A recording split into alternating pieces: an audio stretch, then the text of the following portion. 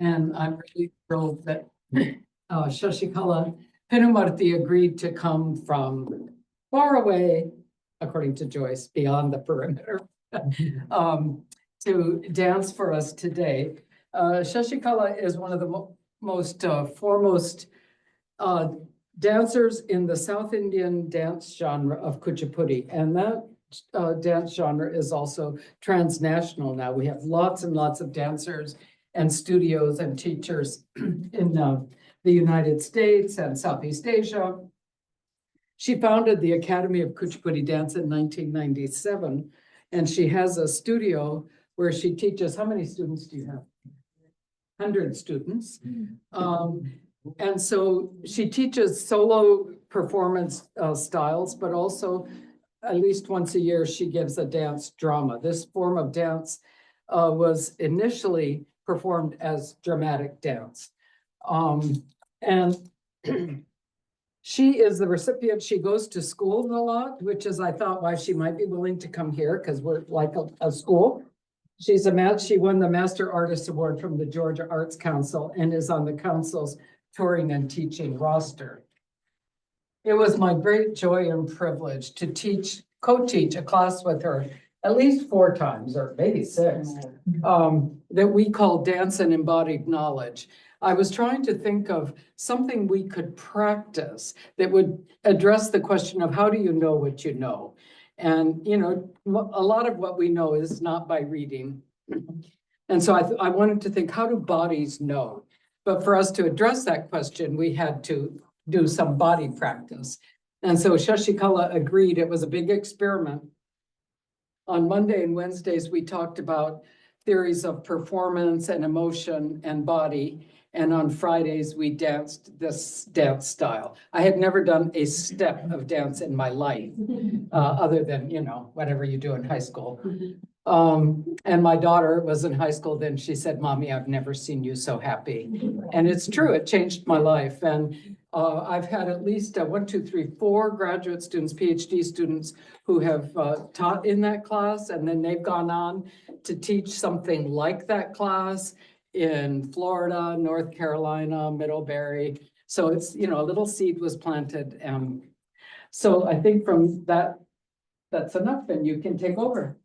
Thank you, Joy. Thanks, first of all, letting me be part of this beautiful day, as well as my experience with the dance that I have been doing. Happy birthday, Joyce. It's her birthday today, and my gift to her is this dance. As we all know, dance is a part of our life. It's an entertainment. It's a divine art form. It's a elegant body movement which conveys stories, our own life interpretation through bodily expressions and facial expressions. I interpret dance in my every day-to-day life, how it's connected to the life, how it's connected to our culture, our values. So like Joyce was mentioning, I learned so much from this dance. It's so many values, so many social skills, self-esteem, confidence, and, you know, several things I learned from this art form. So the dance I teach and perform is called Kuchipudi. It's from South India in a state called Andhra Pradesh, where they speak the language Telugu. It's from a small village where the dancers existed as a group of dancers. Originally, this dance existed outside the temples. The group of dancers were performing the stories of various mythological stories, and some are social themes to the villagers attending the performance. Every now and then during the occasions of festival events, they used to gather and do these performances for the audience. Mainly, this art form was continued to promote the bhakti, the divinity, the righteousness of the life, the path, teaching the values. This art form took in that route, and then eventually became the solo form of dance, individual dances. And this has facial expressions Today, our topic is on Bhava Hela, which is the combination and the celebration of the facial expressions. We all have facial expressions. We all have emotions. But the way we interpret, we showcase them is very different. When it comes to dance, it's more like systematized, more like formatized. So in Kuchipudi, we have a syllabus of various fundamental steps and then going to these dances, expressing, learning how to express the facial moves with all our day-to-day life emotions, like 9 kinds of emotions. So when I talk about the expressions, passion, love, anger, fear, disgust, wonder, joy, sorrow, all these are the different emotions that we come up with in our day-to-day life.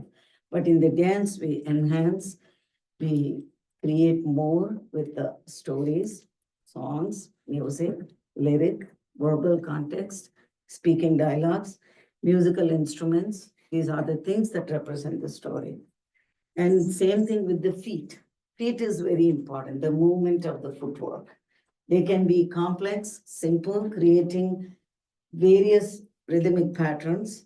While the song is going, while the story is enacted, the patterns of these footwork is correlated to the dance and representing the form of Kuchipudi.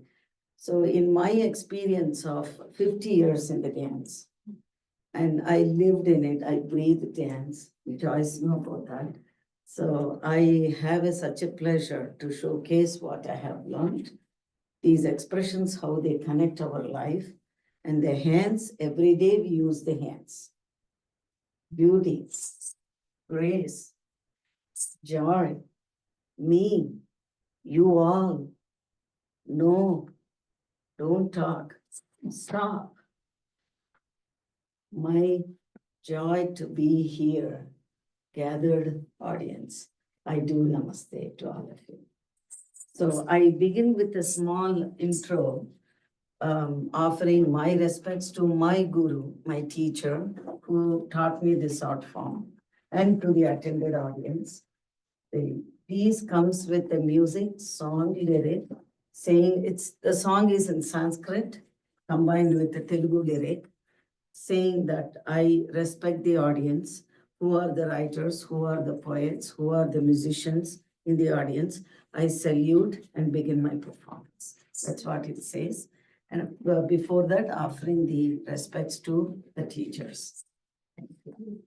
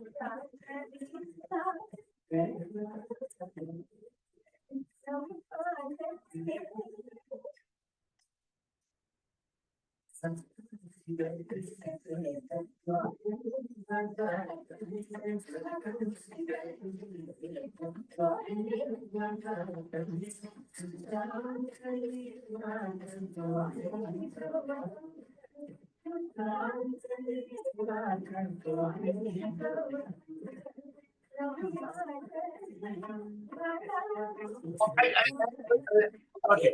Yeah.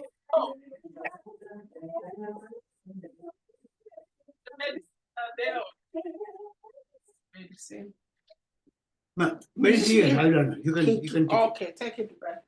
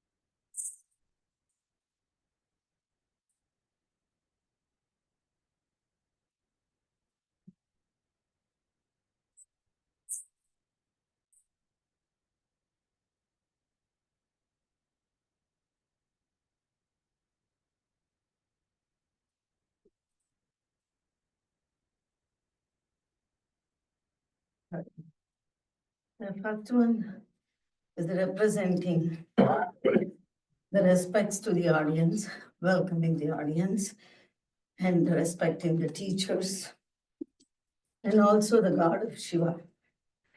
All Indian dancers believe that the dance is created through Shiva. Shiva is the personification of dance.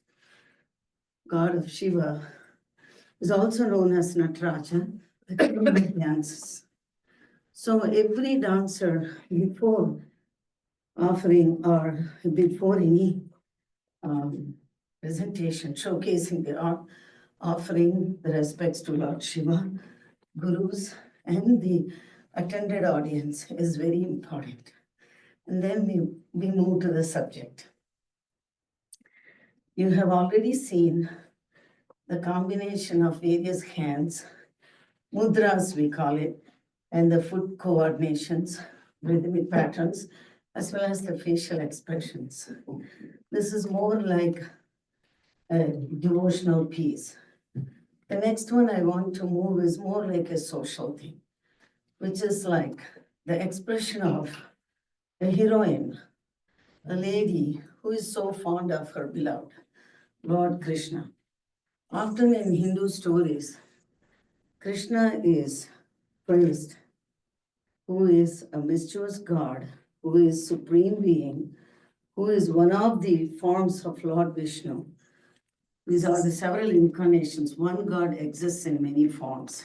To each time when people are in crisis, that's what it is told in Hindu stories, like God taking into many human forms, coming into the world, protecting the people, sustaining the peace and punishing the evil. So this heroine is so fond of this Krishna. She dresses so beautifully herself. She decorates her home so beautifully and awaiting for her Lord, doing all the chores to him, decorating his face with a beautiful line of tilak. And tilak is something like the dot I have, that she also decorates that on the face of Krishna. She does sandal paste on his body to have and decorates him with garlands and invites him so beautifully into her home. And she joys so beautifully in front of the God, asking him, please don't leave me, my Krishna, stay with me. I miss you when you go away, so stay with me. Rara, Yiduvamsa Sudham Buddhi Chandra, Swami Rara calling. Please come, my Lord. You are my dearest friend. I am so joyful when you are here, and in your presence, it makes my world different. So that's what it is. So you will see the line repeating many times, but the different actions of the dancer conveying or emphasizing the meaning of what it is. So thank you.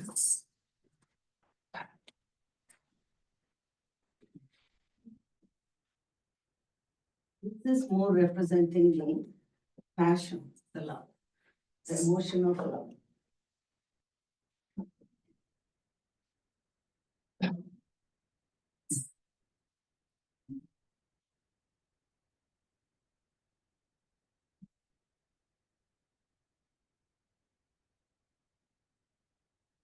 Also trying to do small numbers so that I can do more numbers and show, kind of showing the samples of the pieces.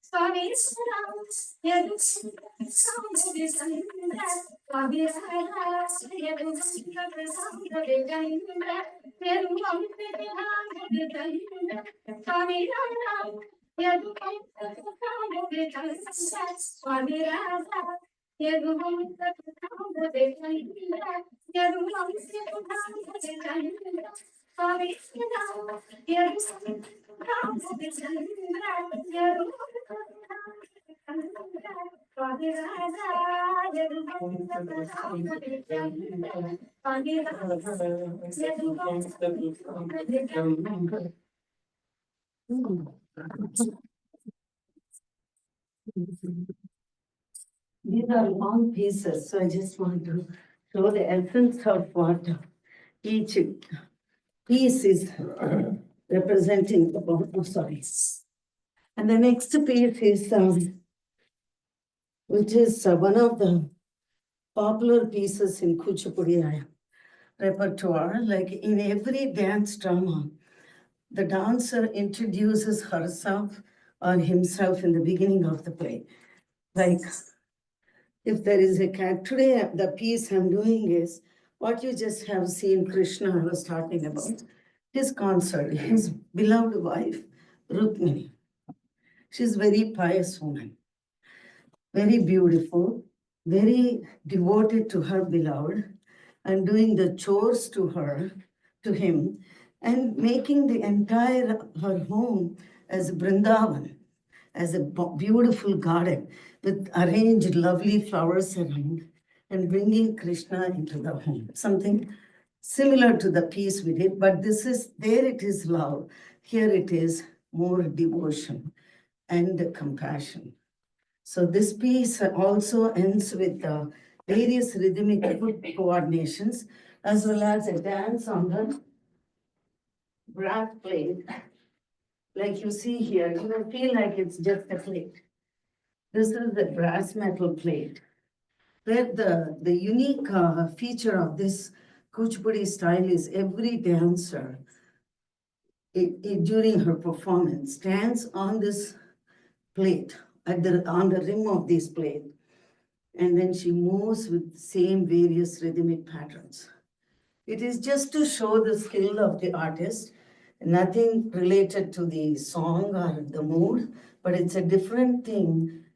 In way back in 13th and 12th centuries, men used to perform this form of dance. They excelled in this art form. So these gurus, the choreographers, to make it more skillful and attractive, they introduced the dances like standing on the brass plate, holding the pot on top of the head, and holding the candles in the hand, simultaneously dancing for the music, for the patterns. So it's definitely a different skill for the artists that they have to focus and learn during their learning process. So this dance where the concert of Rukmini invites Krishna and she dances along with Krishna, the dance play, but today I'm acting like both. So this is the place.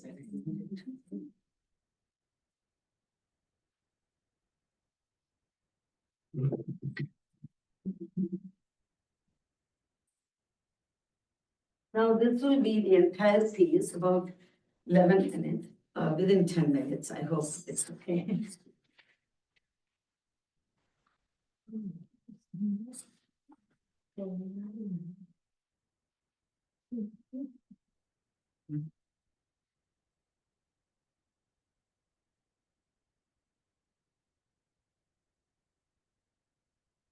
Volume okay for everyone, it's not too loud.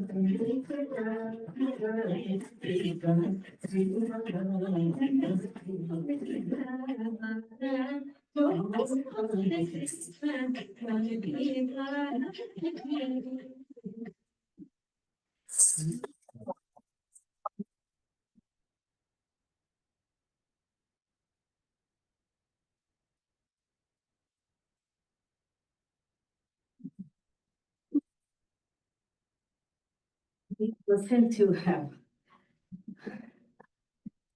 so far.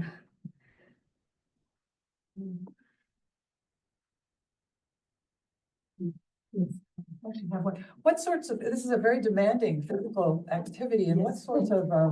what sorts of conditioning do dancers typically do? I would think like for a master teacher, you may just do the movements, the dances themselves, but for someone who is a beginner, there might be other things that they do, or? Definitely, we do a lot of stretches before we begin the dance. And I recommend some of the students to take yoga or any physical activity, definitely. Because some of the intricate, complex movements, they demand a lot of physical control, body and mind physical control. I believe the dance I do is more connected to yoga, body and mind control yoga. A lot of controlled empathy that I learned from doing this. But when I was literally started the dance, and I was 7.5 years old at the time, we never did any physical activity at the time. I mean, school PE, everyday school, we have everyday school PE. And we used to walk home from school to our house. There's not much communication or the transportation availability at the time. So the walking, all the school PE itself warms up our body. And then we used to walk to a dance class. So all this kind of, you're prepared to walk to work in the class. And I mean, for beginner level, it's not this much workout, but we try to stretch the body, do the mudras, and feet a little slow fundamentals. We go as they advance 2-3 years later of training, it'll be more intense. And then we also encourage them to take all levels of classes, not only the senior upper levels. We encourage the students to go from the basic levels. That builds the stamina, builds the confidence in every footwork that they do. And they can perfect their fundamental steps and the body moves and the control, everything. So even today we have sessions like 2 hours, 3 hours where students come and do on Saturdays and Sundays, holiday, I mean weekends. Usually they are out of schools and college they do, but everyday classes we have. All 7 days I teach, so basic fundamentals.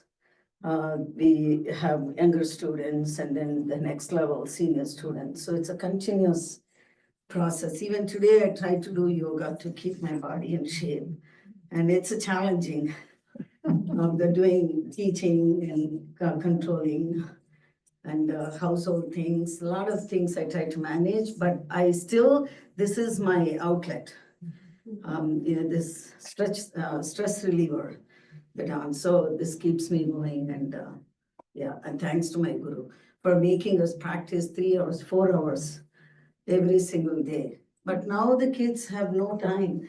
Just 1 hour, 45 minutes, they try to come once or twice a week because of too many activities. I wish, the school curriculum also encourages some kind of activities so they're also able to focus. Lot of my students have everyday activity, karate, gymnastics, Kuchipudi dance, music one day. So they don't have any time to work on the practices and things like that.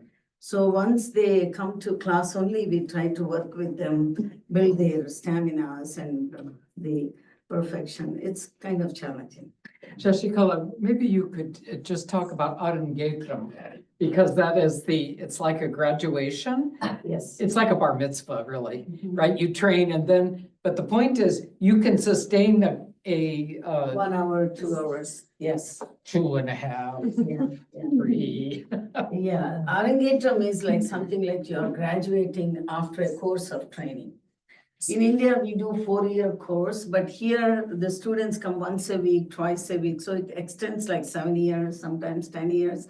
Those students are not confident and ready to do the graduation. So we encourage them whenever they want to. We don't push them to do the graduation because we want them to have the confidence in their pieces, because it's a 2-hour showcase of their solo performance. So they need to have a lot of skill and courage, strength, building the muscle, strength, all that. So it takes a lot of effort for the students. So during summer camps, I do conduct summer camps, 6 weeks, 4 weeks, 3 weeks, like that. But the students who are planning to graduate, they do the entire summer. Every day coming, learning the meanings of the songs to express. See, we have a lot of lyrical involvement and the songs that we enact like stories. Though we have a lot of background music, the verbal lyric is very important in the songs. So they try to sing, speak those stories and enact. So we feel like it's much more easier to enact the stories when there is a line of the song. They can, like I'm talking and I'm expressing. So it's just same thing like that. So yes, sir. What proportion of your students are male? Both. The Proportion. proportion, oh, I see. You mean the age? No, how many men to girls, boys to girls? Very few. Boys, yeah, it's a challenge for boys. I should say that because my own son who started to learn and at the age of 13, he quit because he saw many girls dancing together. So he felt a little shy to dance. But I have 6 boys right now who feel very honored and they dance. They feel, and younger boy is 6-year-old and then 7-year-old. I have a 60-year-old man who still continues and takes part in the plays that we do. And then I have a 50-year-old man who continues still. And the others are younger boys, like 12, 13, 6. So total 6 of them I have. Yeah. I was just gonna add one thing, that when in this country, many parents want their children, girls, to take dance, to learn the culture, to learn the religion, to learn the stories, to learn how to walk gracefully. Somehow all that burden is on girls. And the boys can play football or band or whatever they do, right? There is that pressure in Indian community that the girls carry the culture. And so those boys are so brave. They are very brave, and right now they tell me that they wanted to continue dance even if they go to college and do things like that, but we have to wait and see. The male body doing this is so different and so beautiful to contrast, when they do. It's more masculine than the grace you see. That's what we call Shiva dance is like a Tandava, the more masculine. And his wife Parvati is dancer, is more graceful and elegant. So the combination of, in the place we see the masculine as well as the graceful combination of dances too. Yes. I see the parallel between ballet, people are having their girls take it, very few boys. But what intrigued me was the music accompaniment. That second one sounded like almost there was a flute-like instrument. Yes. What is it? It is flute. We have an instrument, all the instruments for Kuchipudi especially, before they used to sing and play their own drums on the stage, the actors, it's more like a theatrical form of dance. So while enacting the stories, these characters, they switch the drums, one playing the drums, other acting the story. And it was not, the flute was not there, but there was a harmonium and there was a violin instrument, the drum instrument, we call it mridangam. All these are very important to enhance the emotion of the play. Like let us say anger, so there's a different drum beat. When there is a love, there is a flute we add, so to create that mood for that love. And then there was this pathetic thing, we add violin to enhance that mood of that sorrow. So all instruments play an important role in these songs as well as in the dramas, that without that effect, we 100% feel it's not complete. Yes. So I'm impressed, of course, with all the physical exertion, but it seems also a mental exertion that you would remember how to move the face, the neck, the right hand, the left hand, the right foot, the left foot. And I assume it's prescribed precisely how you should move in all the body parts, right? Yeah, it's more like a practice. You continuously practice to get that.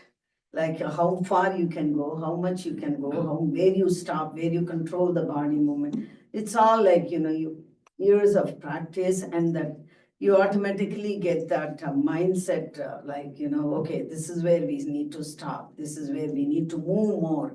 So it's a training, even when we have the live orchestra, it's like now it's constrained music, music won't continue even if you want to continue. So there in the live orchestra, we keep extending the emotional parts and where the mood to create the mood. The orchestra also have that connection with the artist, like where the artist is going, what is she doing? They have to constantly have that focus on the artist to continue that mood. So it's quite a bit of, the connection between the orchestra and the dancers and the players. So sometimes we have a smaller stage. So the music have to continue depending on the stage.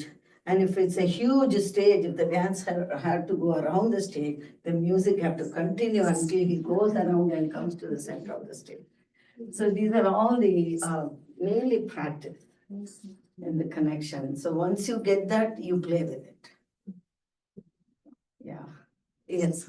When you have your students, do you have a wall of mirrors that they dance in front? Yes, in one room we kept the mirror, but I don't like to have every room mirrors because they try to focus on themselves moving, not the mental focus they have. It is kind of a little bit of distraction, I feel.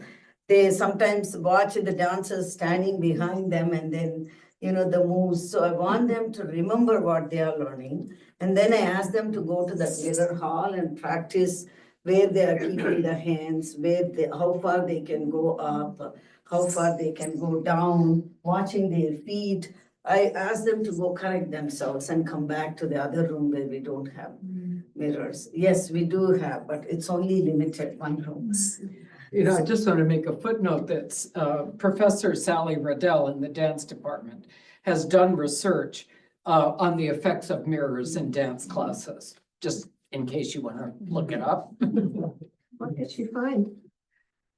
Well, I think, I think it's exactly what she said. You become dependent on the mirror instead of, but she did ballet. I just want to say one other thing. We taught this class cross-listed with dance.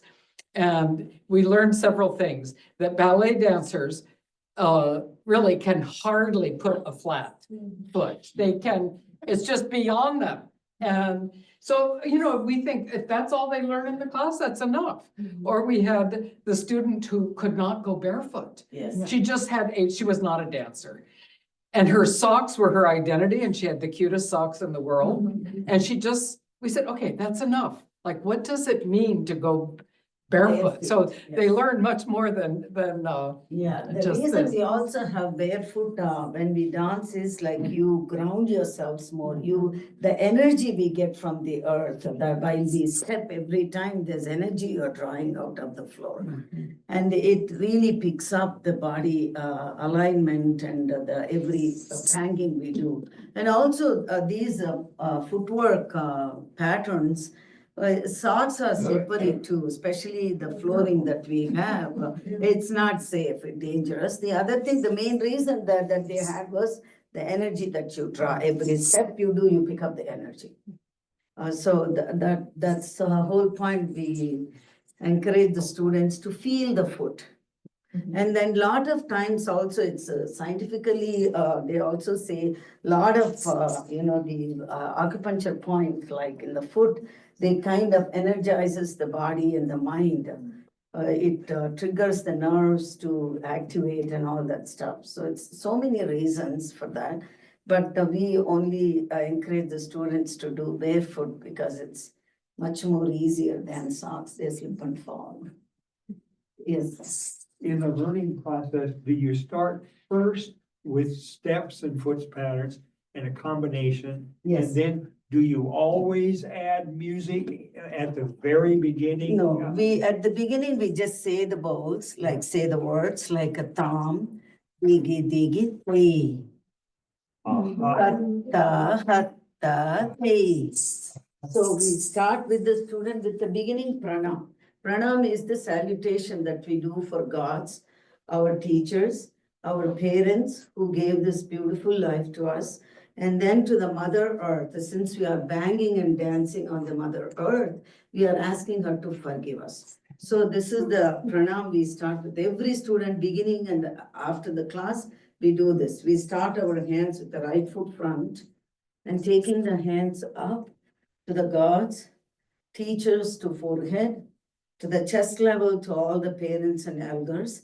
And we turn the feet, go down, touch the ground 3 times, asking the Mother Earth to forgive us.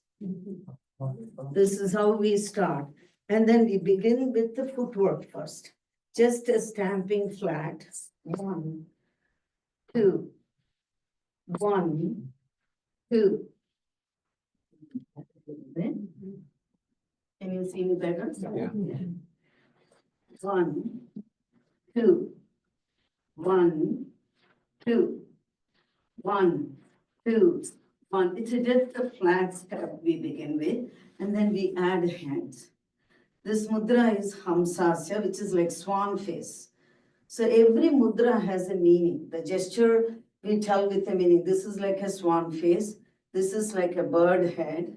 This is like a pointer. This is bird again, the tail. And so this is again the bird.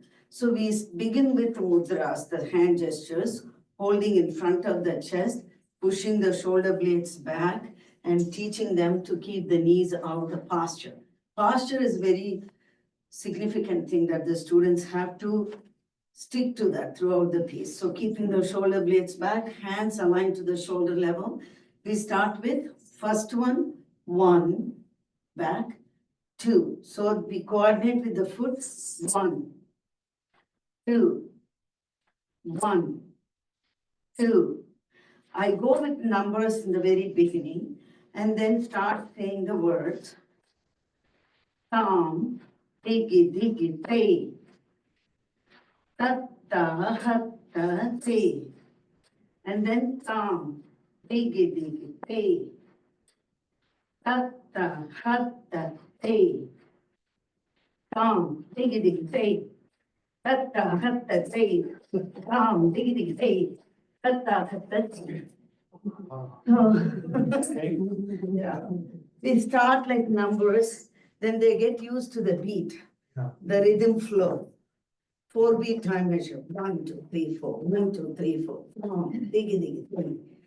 Hatta, hatta, te. Digi, digi, digi, like that. And then we start the words. Then they get used to the beat, they follow the words. Yes. Do you have non-Indian students? I used to have 2 of them, but it became very difficult driving because our studio is in Suwannee. They live in somewhere Marietta. Became Catherine, if you will be one of the dance students. She continued, and there was another student who continued. So I encourage everyone. There is no restriction like only Indians take the class because it's just a movement. And it's a different culture that you do the movement into. So I encourage everyone to take the class. So I love dance. I teach dance. Yes. I noticed the markings on your hands and feet. I Feet. assume there's some significance. Yes, yes. I didn't do for my fingers though because they stick everywhere. So I just put it here. The fingers painting and the feet painting is to enhance the mudras for way back audience. Sometimes in India, the whole street is blocked for the audience. They are way back there. So for them to see the mudras, the way we hold, these kind of enhance the painting for the audience to see what we are holding, this, or this, or this, or this, or this, so they can see. That's the whole point we must have. When we are, for stage performance, we all have hands painted. And the feet is to see the feet positions and the foot movements clearly, where the foot is going and coming. All this will make it clear for the audience so they can along with the beat, they can see the foot coordination also. So would your Indian audience understand your finger No, hand? not really all of them, other than some, yeah, but we kind of try to educate ahead of time. Like saying what is the song is about, what is it enacted about. So mostly, the expressions will tell the, the form and the story. Like, let us say, I'm going to ask you something, I'm going to do something with my expression. I want you to guess what emotion it is. Okay? Wonder. Beautiful. Joy. Joy. Anger. Oh, Haji. Right. See, it is just the body language and the expression. It doesn't have to be that every audience have to know what the gestures, but we try to explain ahead of time, especially during Ranga Pravesams, the graduation performances, we tell them. So as they come and watch the next performance, they understand what it is and things like that. So here, when I first came in 91, I tried to explain more coming onto the stage, what is this gesture represents, what this gesture represents, what this represents, what this represents. If we have like 70 hand gestures. Some of them are just with one hand, some of them together, some of them with dancing movements.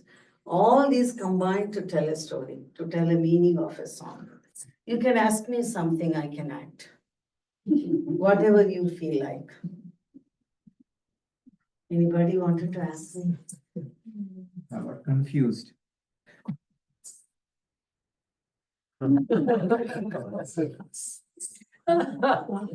Our students think that we don't notice them making these gestures. We do. My name is Ceci Kala. Ceci is moon, Kala is the brightness. So my name, writing name is Ceci Kala. Can be beauty, it can be the brightness, moonlight. And also I can say my name is Ceci Kala. So different ways we can express one line of the song. Yes, it struck me early on that you are speaking in a sign language.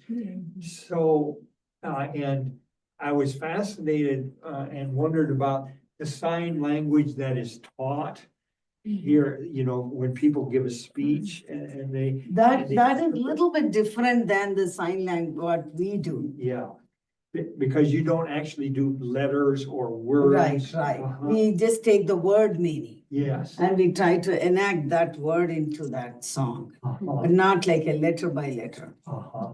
Any idea how many kind of sign languages there are? I mean, are there many different ones internationally? I always believe there's only one sign language, but people interpret in many ways according to their understanding, their culture. Maybe, in our Indian culture, the expression is different. In a Western culture, the expression is different. Let us say shy. I see shy very differently in Western culture. Just do it. Tell in about your Indian students culture, and shyness. The shy, I want to show the shyness of a heroine or a hero, whoever it is.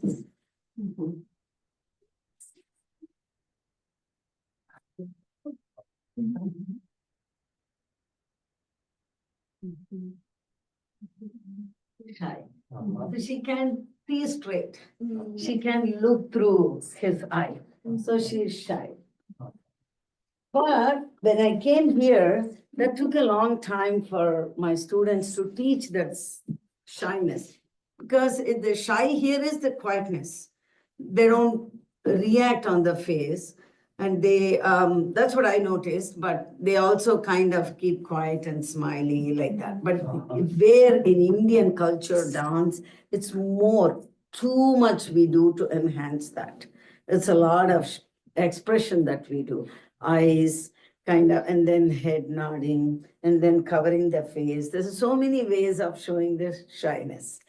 So that's so something similar like that. So hand gestures also, each culture understands in a different way, the way they use the hands.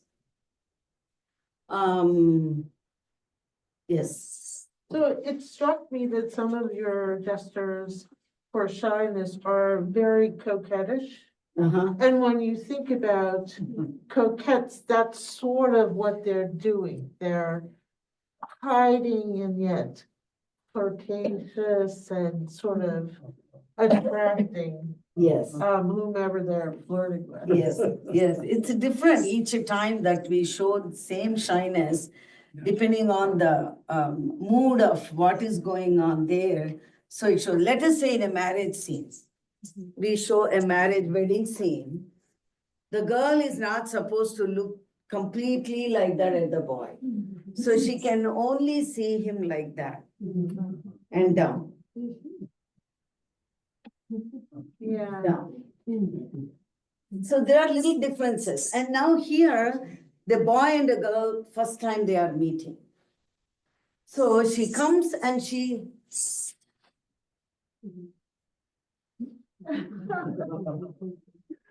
So the different ways of showing depending on the mood of what it is. So shyness also can show. Same thing, the other moods and things like that. So.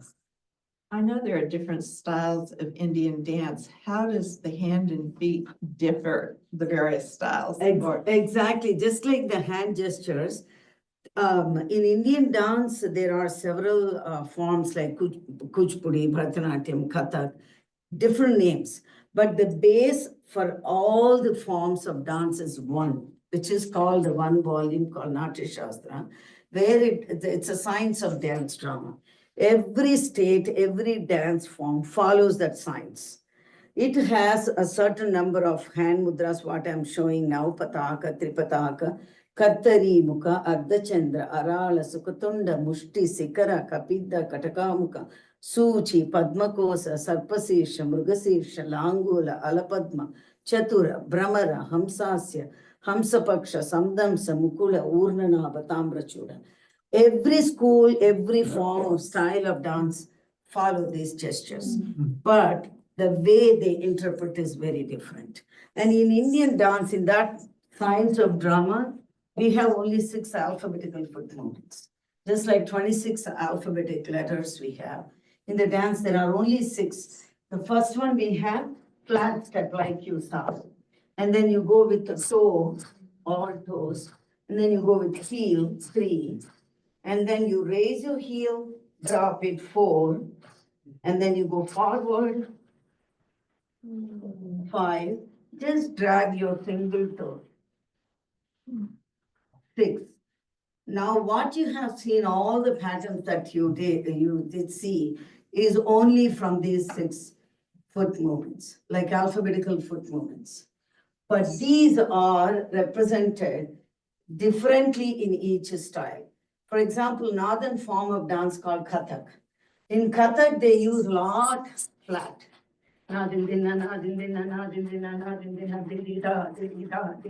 Mostly flat only they use. All the patterns are flat steps. But in mostly South Indian, Kuchipudi and other forms, Bharatanatyam, we use all 6 forms of Padavedas. Especially in Kuchipudi, lot of forms, they don't use this single toe dragging, but we do that. 1, 2, 3, 4, 5. 1, 2, 3, 4, 5. Vitesa, Padaravinda, Dipavandi, Samukunda. So just like that, yeah. So the form is the pattern, the systematically, the one Natya Shastra is the same, the volume, the science of dance drama epic, but the way they take it and interpret is very different.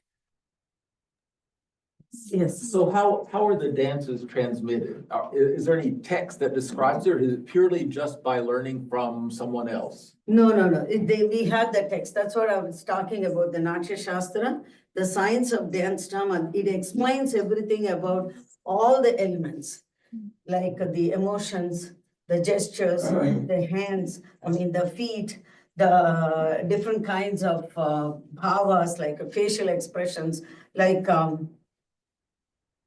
nasal movement, eyebrow movement. Yeah, I love that. But through the guru. Through, That's what yeah, you're but asking. there is a book, but they have to have a teacher who goes through all this, and then we learn from the teacher. We are also given the theory, knowledge of teaching, what it is exactly written in the book, how we represent that, how we can take in that basis and do the improvisations around, not changing the original thing. So all these we learn from a teacher, yes. Yeah. Yes. Hear me? Yeah, and I would like to show the 9 emotions that we all have. Srungara, passion, hasya, laughter, karuna, kindness, raudra, anger, veera, pride, bhayanaka, fear, vibhatsa, disgust, wonder, adbhuta, Santa, peace. So these 9 emotions are very important that we are taught in the school how to represent these emotions. For each emotion like Sringara, Hasya, how you kind of modulate your face muscles. For trembling, fear, you have to tremble the lips, you have to go shaky in the hands. And then same thing with, like I said, the passion, love, how you use your eyes, your smile.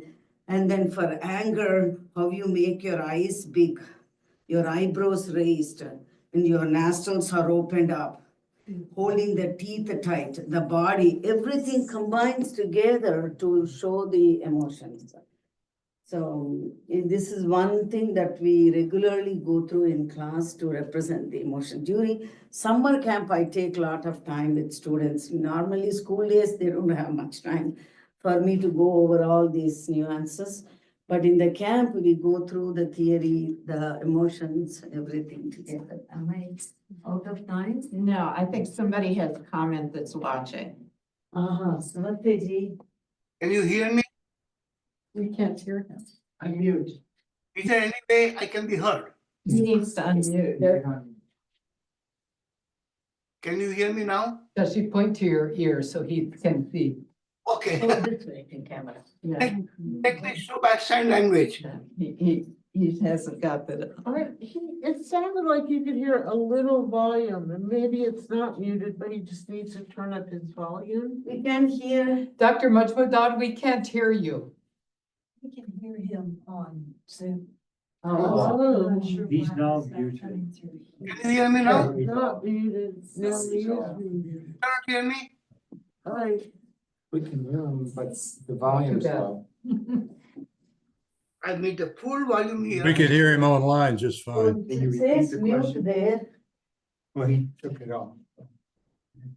He's coming through on Zoom, he's just not coming through. Well, can somebody Can translate someone what he's Repeat asking? the question. Tell us his question.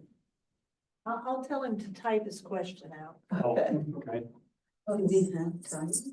Yeah, we have time. Can you hear me, right? Okay. There he was, for a second.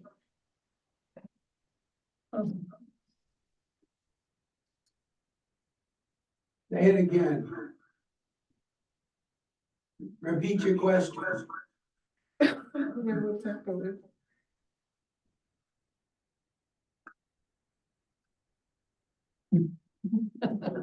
We all know that expression. Oh, yes. I don't. Okay. Let me give up, I guess.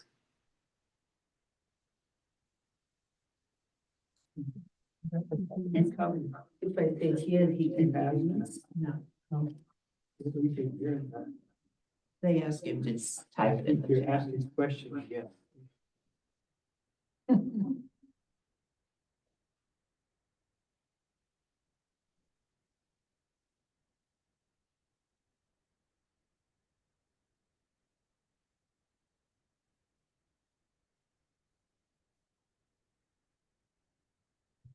I think it is.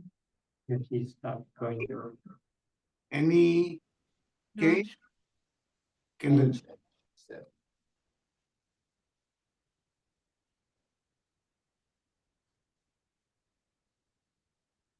No. Yeah. Some of the Maybe we movements, present it on Yeah. the phone or something. some of the dance movements. Maybe we. This is a new and different problem. Can you ask again your question? can you hear me? Yes, we can hear you now. Can you hear me now? Yes. Oh, wonderful, wonderful. You can see the sign language cannot replace a spoken word. And therefore I have to speak now.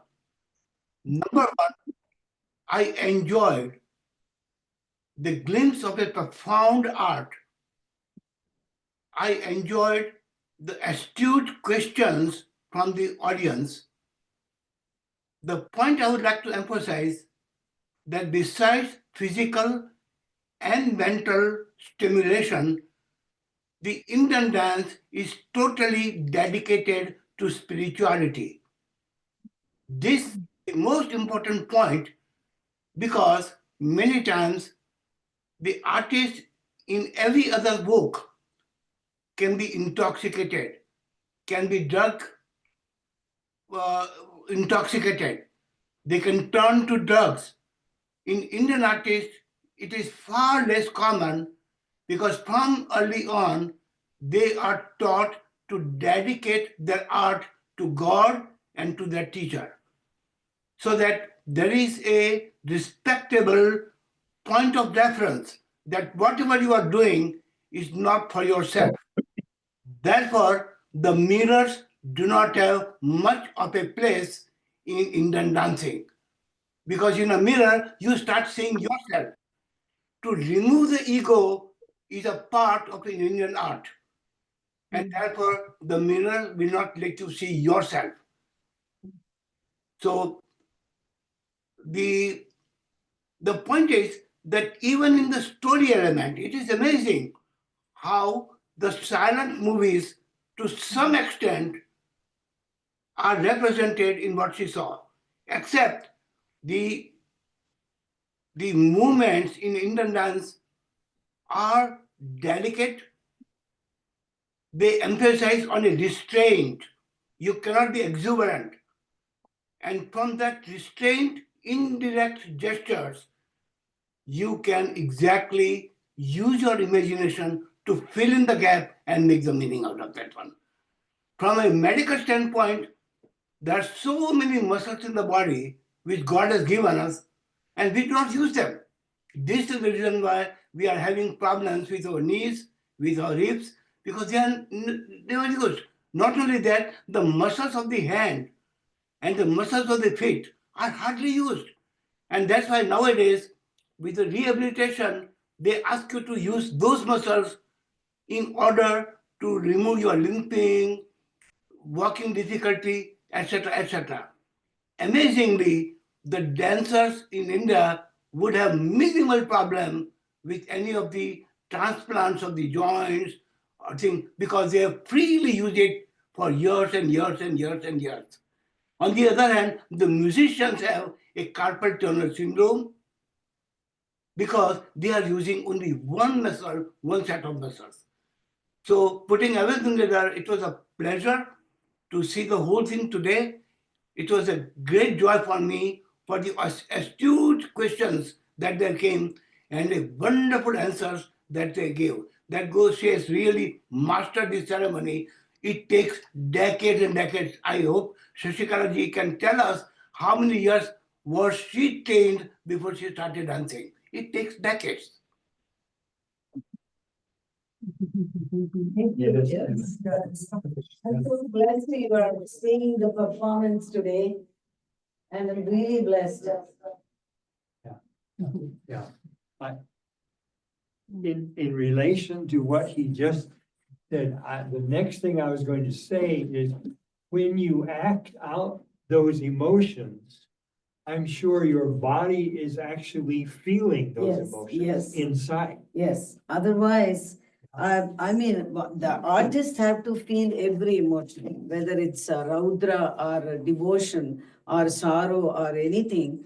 The artists first have to feel that, to bring it on the face, the emotion. Otherwise, there is no true emotion coming out of it. Because once the artist feels that, that emotion is felt by the audience. Actually, it's a debate in drama, you know, whether method acting, like, does the emotion does the gesture or the face create the emotion, or do you have to feel? And it's a debate. Still, but That could- yes, yeah, that is very true. But in my experience, I always feel many of my teachers' choreographies, some of these goddess roles, he always says, first you have to feel the emotion. First, you have to feel that you are the goddess. And where the audience should not see you, they should see goddess in you. That means you have to become the goddess. If you have to show a demon for the audience, you first think of the demon and you become the demon to show the demon. Then they feel, oh, this is demon, and they get that feel in the body. So it's always in the my guru's choreographies in the dance dramas, I was given the role of goddess, the powerful goddess, either slaying the demon or fighting for with the evil, something like that. So always he tells, like he say, if he's not satisfied, he would say, just go home. Don't stand here. Go home, and you know you are better cooking at home. You are not fit for dancing, he says. So that's how he used to tell, like, that makes us more like, know why he said that I have to do it, I have to prove myself. Then the next day I would come and try to do the best that to make him, happy and they get that emotion correctly. So a lot of times I felt that emotion, like whatever the power that the goddess or thing, I try to, what, possession, something like that. Then I am very much try to do that, yeah. We've still got time. But I wanted to raise one thing that Dr. Majmudar raised, and that is that it's a spiritual practice. When you teach at a secular university, it's very different than when you teach in a studio. And so we've had to do a little bit of that adjustment. The piece that we danced in the times that we've taught is that you are the God, Krishna, and most Praising him. yeah, praising him, and most students don't mind. But we did have one evangelical Christian who did, I think, I don't know what they call it, Vernon, praise dancing or in her church. Yeah, yeah, And she just said, I can't. yeah.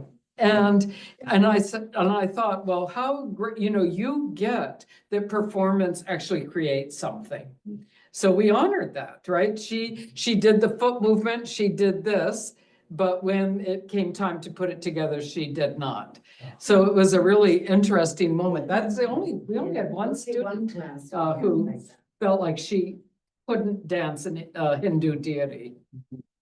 Whereas in India, there are plenty of dancers who are not Hindu who dance it, and they dance it like, this is our classical genre. The stories are our classical stories, right? It's like dancing the Iliad or the Odyssey or something like that, right? It's part of our tradition. I mean, if they choose to join it, yeah. In my teachers' institution in India, there are a lot of non-Indians come from Africa, from from West Indies.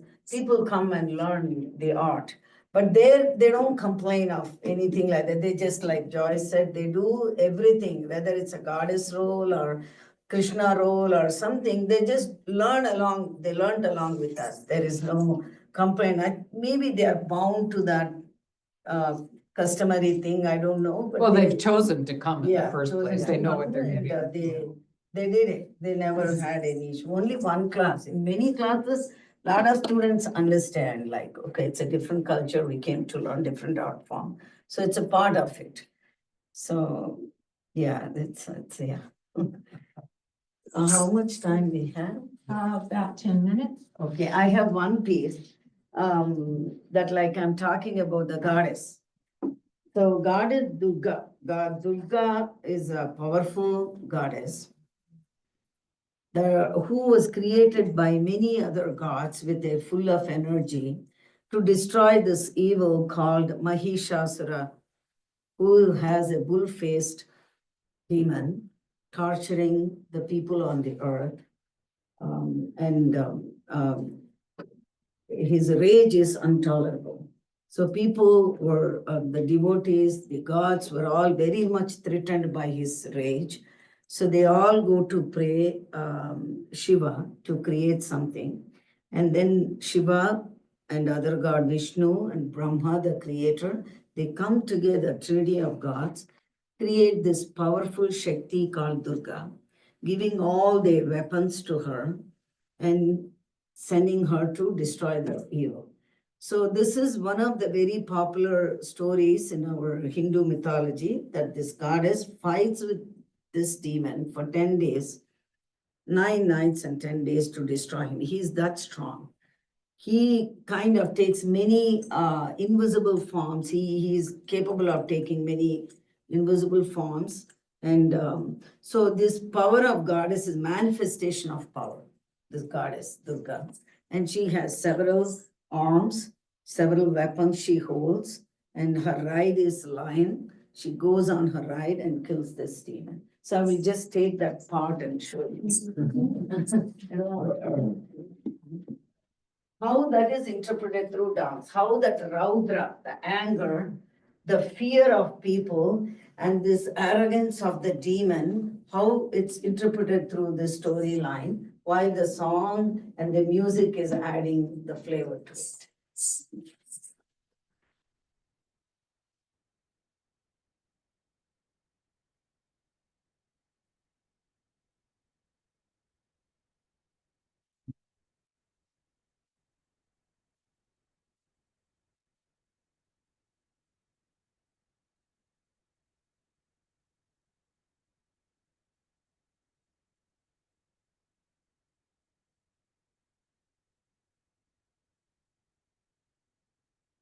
There's no connection, lost connection. It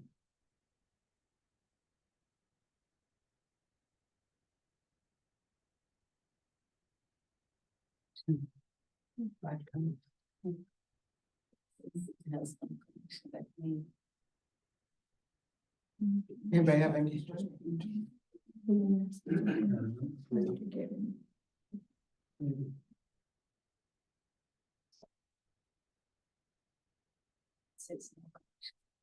Well, Why is this right so far? Why is it saying no connection?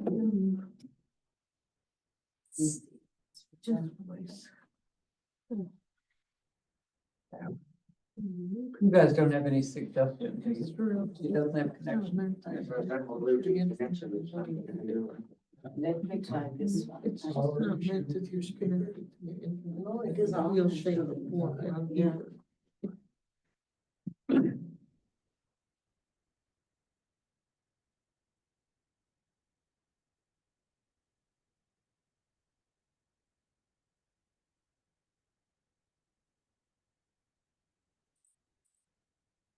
Maybe shut the speaker off and turn it back on. Yeah. Let me see this one.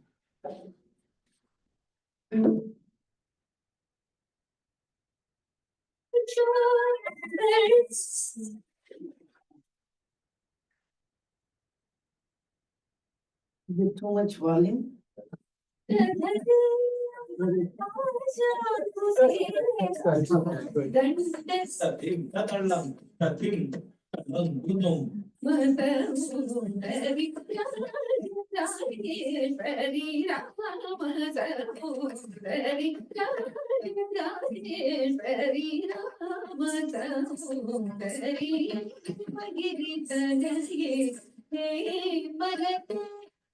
She is the goddess of ice mountains. She is the goddess of power. She goddess of golden complexion, and with her power, she comes and destroys this demons. That's what it explains.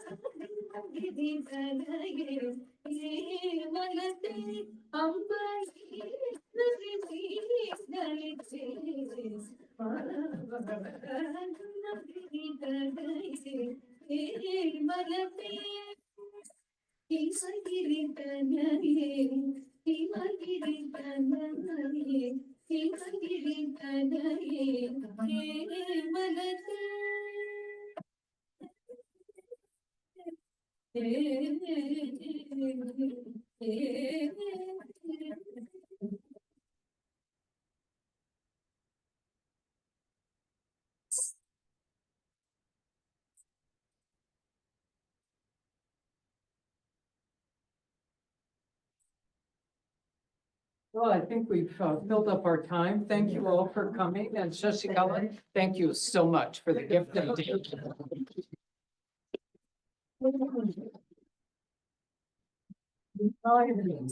Showcasing Kuchipudi art form, what I have learned for this many years. Thanks each and everyone for taking your time and coming, and some people online. I thank you all so much. Joyce, thank you for giving me this opportunity. Yes. Thank you all so much. Namaste. Guru Guru Namaha. Yeah.